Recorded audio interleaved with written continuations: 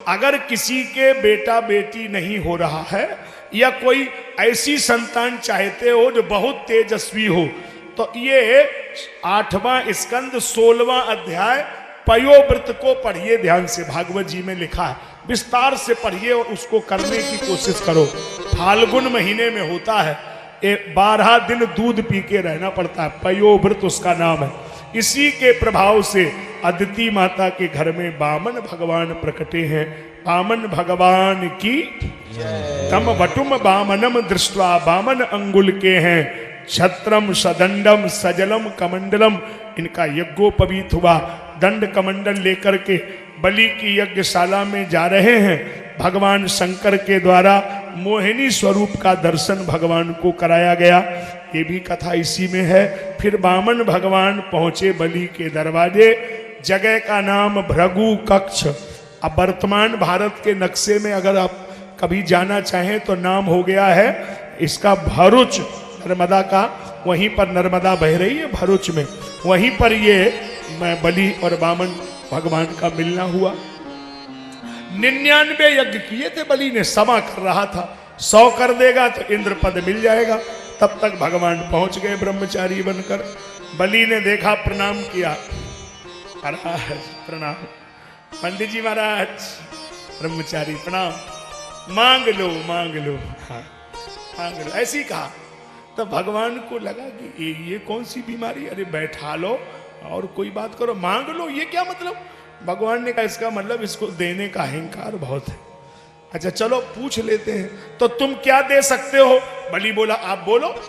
गाम कांचनम गुणवद धाम मुष्टम तथा नपे मुतव विप्रकन्याम। गैया मांग लो, सोना दे दूं, महल बनवा दूं। और फिर धीरे से भगवान से कहा कि शादी करवा दे, विप्रकन्याम, ब्राह्मण की बिटिया मेरे गांव में, शादी करा दे, बोलो विप्रकन्याम। भगवान बोले ये नहीं चाहिए। अच्छा तो फिर क्या चाहिए ये बोलो। 3 बार कहो कि मैं दूंगा, 3 बार कह रहा हूं, तुम जो मांगोगे मैं दूंगा। भगवान ने कहा तो सुन लो।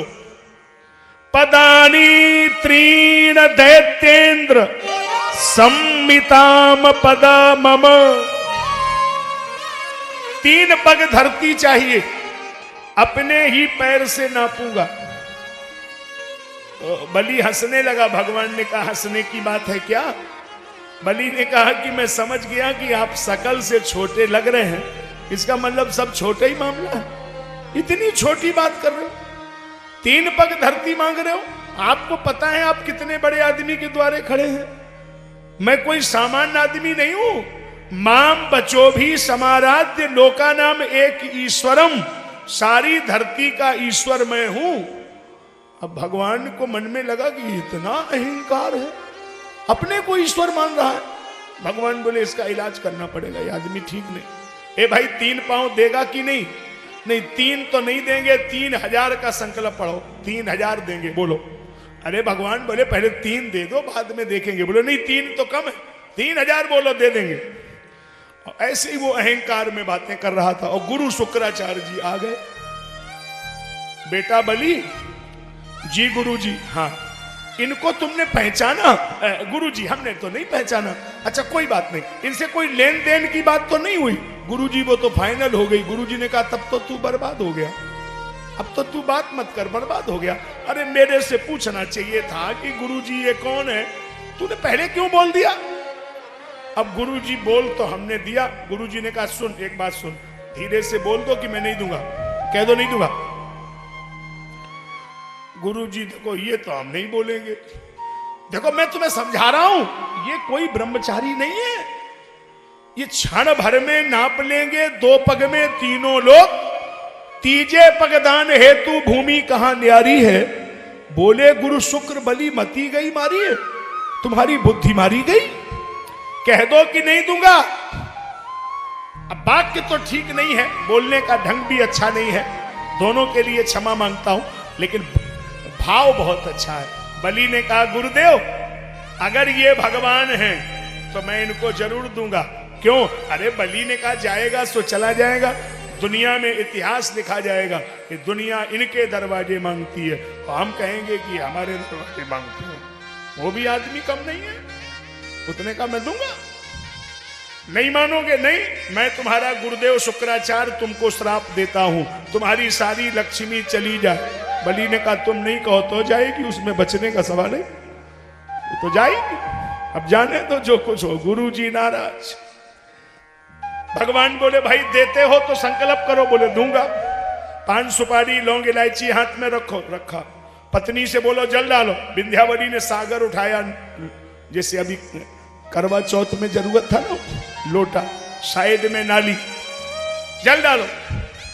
गुरु जी को लगा कि अगर जल की बूंदें गिरी तो संकल्प ये पढ़ देंगे, चेला मुड़ जाएगा। गुरु जी एक आंख दबा के बैठ गए, वो जल गिरने ही नहीं दे रहे।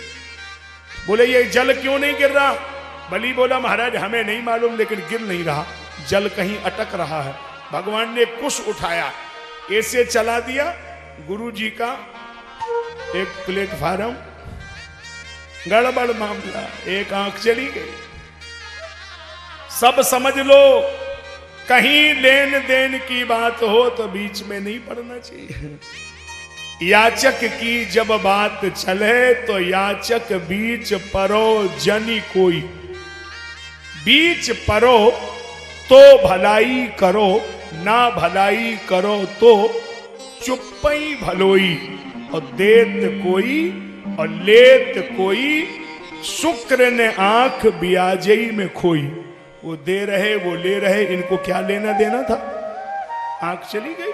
भगवान ने संकल्प पढ़ दिया और एक पैर ऊपर बढ़ा दिया।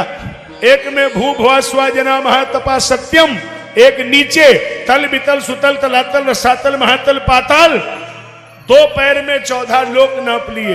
गरुड़ जी बलि को बांध लो, अति दानात बलिर्बद्धो, बांध लो। बांध लिया।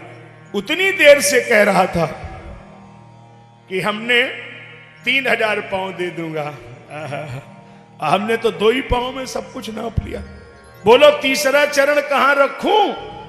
देने के लिए कुछ बचा है?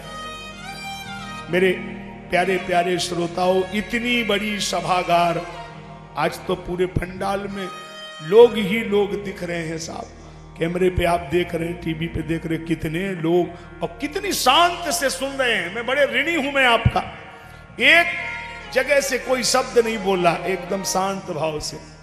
आपकी उपस्थिति को प्रणाम है, लेकिन मैं कुछ देना चाहता हूं। सुनो इस प्रसंग में आज की सबसे महंगी बात, ध्यान देना शब्दों को। वारे बलि धन्य हो। बलि ने कहा गुरुदेव, हाँ आपने 2 पैर में सब नाप लिया, हाँ तीसरा कहां रखूं जल्दी बता दो। बलि ने कहा गुरुदेव देने के लिए तो अब कुछ नहीं बचा है, लेकिन अभी देने वाला बचा है। देने वाला बचा है क्या मतलब? बोले गुरुदेव पदम तृतीयम कुरु शीश में दुजा, उठाइए तीसरा चरण और हमारे सिर पे रख दो। भगवान बोले इसमें क्या फायदा होगा? बोले एक फायदा होगा कि धन तो पहले से ही तुम्हारा था, लेकिन मेरी खोपड़ी में भर गया था कि ये मेरा है, तुम्हारे चरणों में झुक जाए। और है कुछ नहीं प्रभु, चल यही चक्कर है तो तुम्हारा, लेकिन खोपड़ी मानती नहीं है, खोपड़ी में भर गया है तो प्रभु तेरा।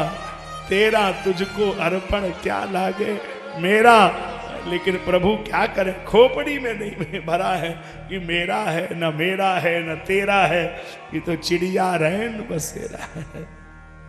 तो भगवान प्रसन्न हो गए। बलि और विंध्यावली के सिर पे पांव रख करके एक पैर जमीन को पूरा किया।